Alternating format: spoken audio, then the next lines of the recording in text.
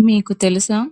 దేవుడు ప్రపంచాన్ని సృష్టించినప్పుడు నరుని కోసం ఒక పరలోకాన్ని భూమి మీద సిద్ధం చేశారు. అదే ఏదెను తోట. అక్కడ సమృద్ధి ఉంది, శాంతి ఉంది. కానీ దేవుడు ఒక వెలితిని గమనించాడు. అదే ఆదాము ఒంటరితనం. అందుకే దేవుడు ఆదాముకు గాఢ నిద్ర కలిగించి తన శరీరంలోంచి ఒక ప్రక్కటెముకతో హవ్వను అద్భుతంగా నిర్మించారు. దేవుడు స్త్రీని పక్కటెముక నుండి ఎందుకు చేశాడో తెలుసా? పురుషుని కంటే తక్కువ ఉండడానికి కాదు.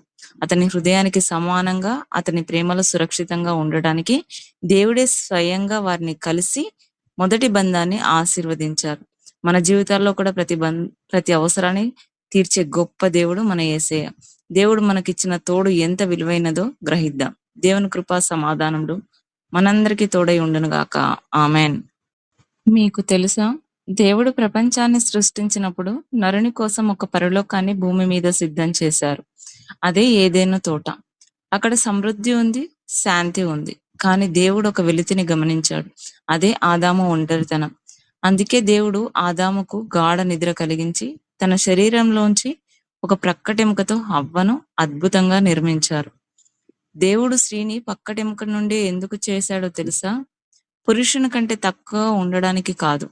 అతని హృదయానికి సమానంగా, అతని ప్రేమలో సురక్షితంగా ఉండడానికి దేవుడే స్వయంగా వారిని కలిసి మొదటి బంధాన్ని ఆశీర్వదించారు.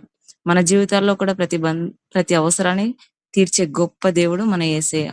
దేవుడు మనకిచ్చిన తోడు ఎంత విలువైనదో గ్రహిద్దాం. దేవుని కృపా సమాధానములు మనందరికీ తోడై ఉండును గాక. ఆమేన్.